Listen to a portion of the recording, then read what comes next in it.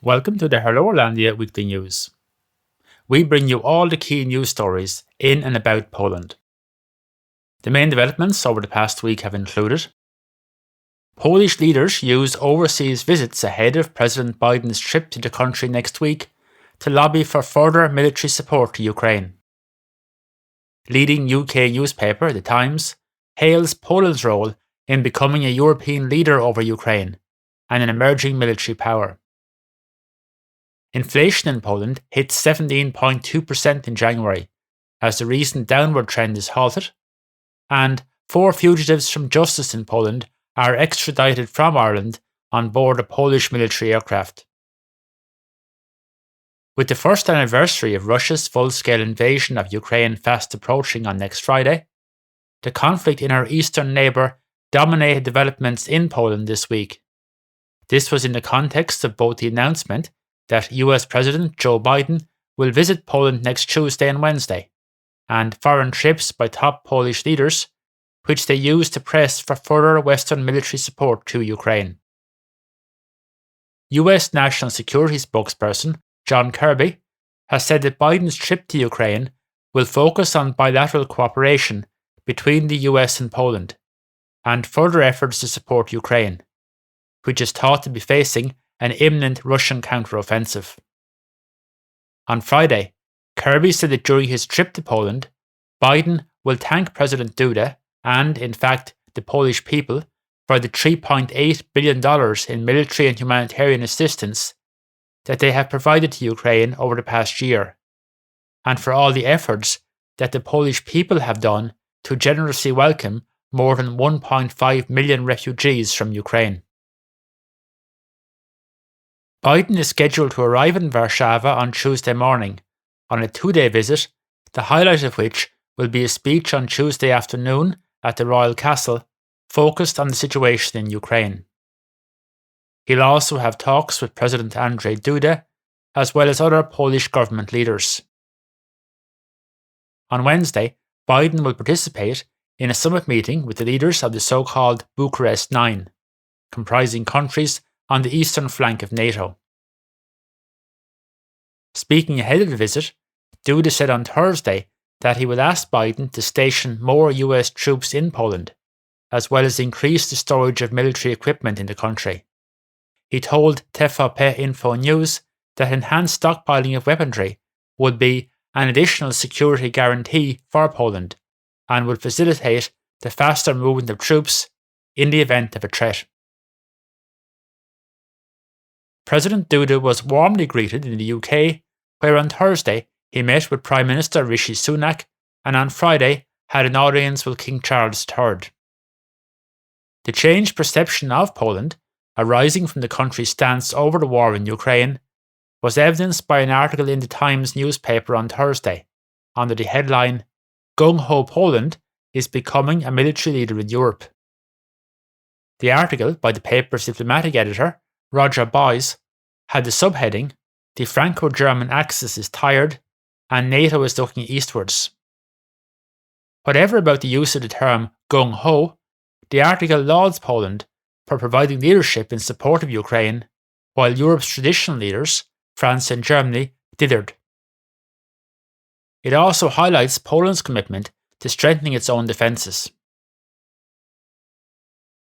In an interview with Sky News on Friday, President Duda said that following a recent meeting with Ukrainian President Volodymyr Zelensky, he believes the key priorities for Kyiv are air defence systems and modern tanks, as well as modern fighter jets in the future. Asked if he thought the war would be over in a year's time, Duda replied, "I'm afraid not." On the issue of fighter jets, Prime Minister Mateusz Morawiecki said on Saturday that Poland is ready to transfer old generation MiGs to Ukraine, but only as part of an international coalition led by the United States. He was speaking at a press conference in Germany, where he's been attending the annual Munich Security Conference. Morawiecki said that Poland could only offer older aircraft because it's itself waiting for deliveries of new fighter jets it's ordered from the United States and South Korea. President Duda also joined the Munich Security Conference following the conclusion of his visit to the United Kingdom. You're listening to the Irlandia Weekly News. Inflation in Poland shot up again in January, ending 2 months of declines. A preliminary estimate from Główne Urząd Statystyczne, GUS, or Statistics Poland on Wednesday, put year-on-year inflation in January at 17.2%, compared to 16.6% in December. Official estimates still expect inflation to sharply tail off in Poland later this year, but the forecasts also point to a sharp fall in the country's GDP growth rate. Turning to developments closer to home, on Friday morning, 4 Polish fugitives were repatriated back to Poland on board a Polish Air Force jet. Gardaí carried out the extradition from the Irish Air Corps' Baldonnel Aerodrome in County Dublin, with the men transferred into the custody of Polish police. The 4 men were discovered hiding in Ireland to avoid justice in Poland, where they face sentences of between 8 months and 20 years imprisonment.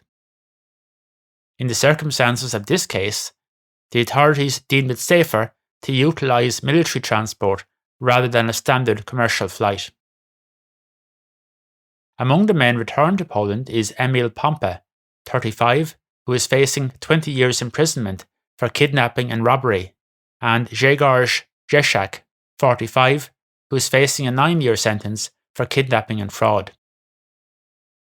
The men had all been the subject of European arrest warrants issued by the Polish state. The presence of the men was identified through the EU criminal Schengen area database system, which Ireland joined in 2021. 3 of the 4 men were not under suspicion of any illegal activity in this country, with 1 being under investigation for the suspected use of fraudulent documentation. The smooth running of this extradition is in sharp contrast to some earlier cases where legal challenges based on alleged issues with the rule of law in Poland delayed proceedings for years.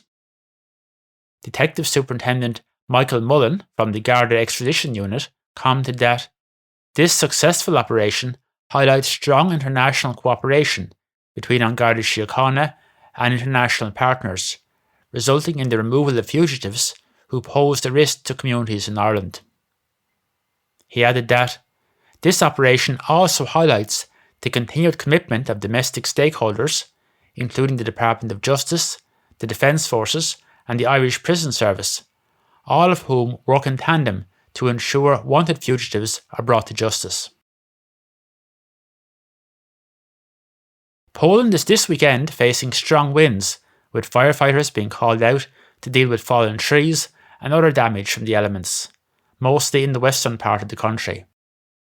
Power supplies have been disrupted, with Marek Kubia, the deputy director of the Rządowe Centrum Bezpieczeństwa, RCB, our government security centre, saying on Saturday morning that 200,000 people across at least 5 provinces have been left without electricity.